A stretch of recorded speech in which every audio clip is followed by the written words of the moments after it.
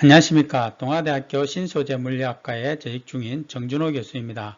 오늘 제가 발표할 내용은 고전 전자기학을 이용하여 플랑크 상수값을 수학적으로 유도함으로써 전자기 파의 본질에 대해서 설명하고자 합니다.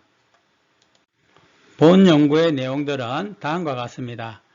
먼저 고전 전자기학에서 전자기 방출하는 방법에 대해서 설명하고자 합니다. 먼저 거리는 일정하지만 전하량이 진동할 때, 두 번째로 전하량이 일정한 전하가 거리 변화에 따라 진동할 때, 마지막으로 일정한 반경에서 교류가 회전할 때 전자기 파가 방출함을 우리는 알 수 있습니다. 그 결과를 본 연구는 이 세 가지 경우를 이용하여 전하량이 일정한 전하가 진동과 회전할 때 자기상극자 복사라는 전자기 방출됨을 추론할 수가 있었습니다. 그 결과 본 연구는 플랑크 상수값을 수학적으로 유도하고 또한 수소 원자에서 원운동의 존재와 에너지 전이가 어떻게 일어나는지를 발견하게 되었습니다. 또한 우리가 잘 알고 있는 양자역학의 주 양자수는 진동 횟수와 동일하다는 사실을 발견했으며 또한 전자의 전기장과 자기장의 세기를 수학적으로 계산할 수 있음을 발견하게 되었습니다. 그 결과 본 연구는 전자기 파의 본질은 외부의 에너지에 의해 전기상극자의 전하가 진동할 때 그 전하가 평행 상태로 되돌아가기 위해 그 전하가 보유한 진동 에너지를 방출하는 행태이다 임을 발표하고자 합니다. 일반적으로 거리가 일정하지만 전하량이 진동할 때에 전자기 파가 방출함을 우리는 알 수가 있습니다. 그리고 그 전자기 파 영역은 이 영역이 되겠습니다. 일반적으로 이 영역의 전자기 파는 빛의 이중성이라고 하지 않습니다. 전자기 파를 방출하는 또 다른 방법에는 전하량은 일정하지만 거리가 변하는 경우 그때의 전기상극자의 값은 이와 같이 표현되고 이에 대한 벡터 포텐셜은 이와 같이 주어집니다. 거기에 대한 총 복사량은 이와 같이 주어지며 이 복사량을 우리는 유명한 라마 공식이라고 이야기를 합니다. 그러면 일정한 전하량을 가진 전하가 거리가 0에 가까이에서 진동할 때에 벡터 포텐셜은 증가함을 알 수가 있습니다. 그리고 이 영역의 전자기파는 엑스레이와 감마의 영역이 될 것이라고 추론할 수 있습니다.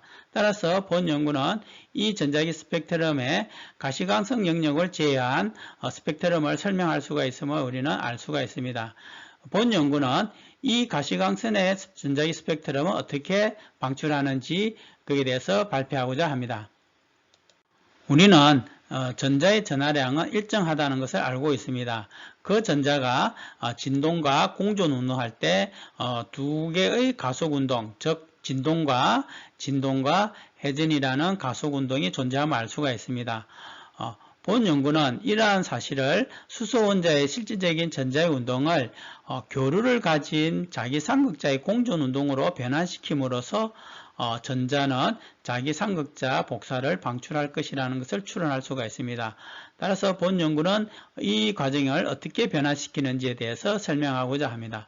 참고로 공전하는 전자의 자기상극자 모멘트는 면적분의 전류임을 알 수가 있고 여기 오메가 NOR이라는 것은 진동과 공전이 결합된 각 진동수입니다.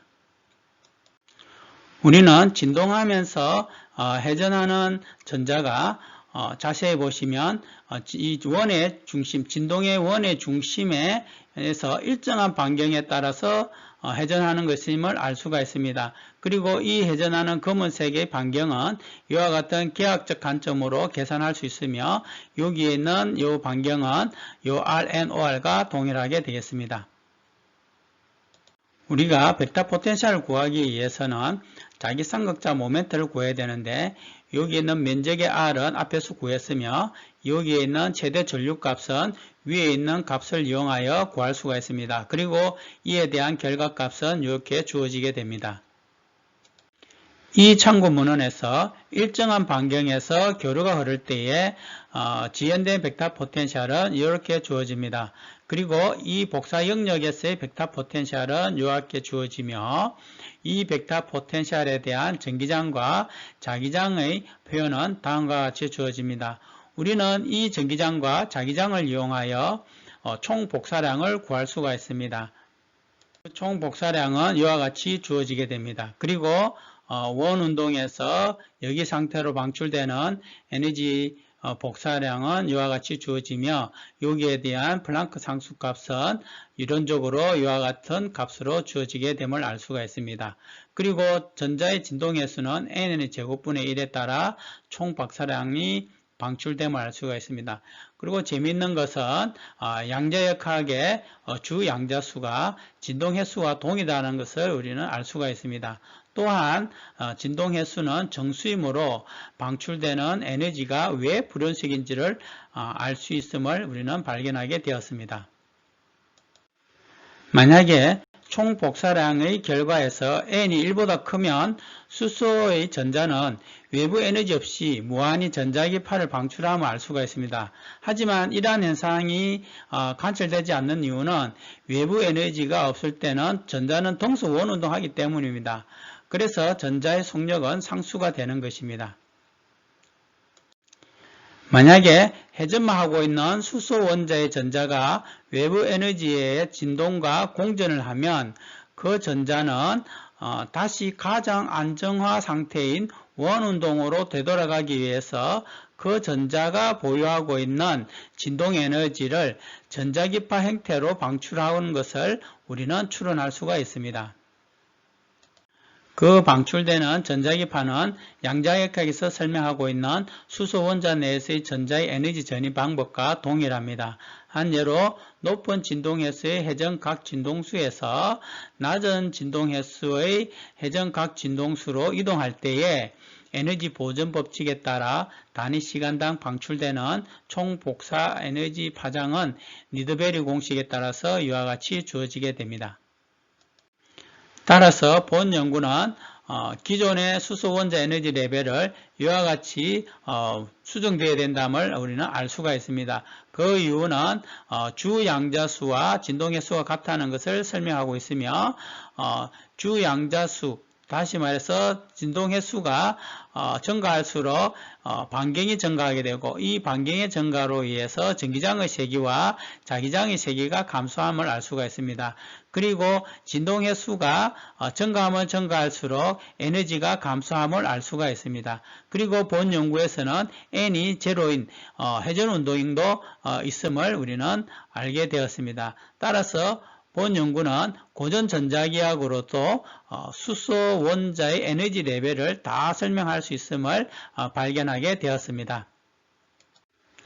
그리고 본 연구는 수소 원자에서 전자의 운동 방법에 대하여 고전 전자기학과 양자역학의 해석 방법의 차이점이 무엇인지 분석해 보았습니다. 드브로이 파장에 따라서 진동하면서 회전하는 전자를 양자역학에서는 진동을 시간 독립의 파동 함수로 사용함으로써 에너지 준위가 시간 독립임을 알 수가 있습니다. 하지만 고전 전자기학에서는 전자의 진동과 회전을 모두 고려하기 때문에 단위 시간당 에너지 준위 총 복사량으로 표현됨을 알 수가 있습니다. 하지만 이 에너지 준위는 양자역학이나 고전 전자기학이나 동일함을 알 수가 있습니다. 따라서 모든 전자기적 스펙트럼은 전하의 진동에 의해서 방출된다는 것을 본 연구는 발견하게 되었습니다. 그래서 본 연구는 전자기파라는 것은 외부 에너지에 의해 전기상극자의 전하가 진동할 때 그 전하가 평행 상태로 되돌아가기 위해 그 전하가 보유한 진동 에너지를 방출하는 행태이다는 것으로 정의하고 싶습니다.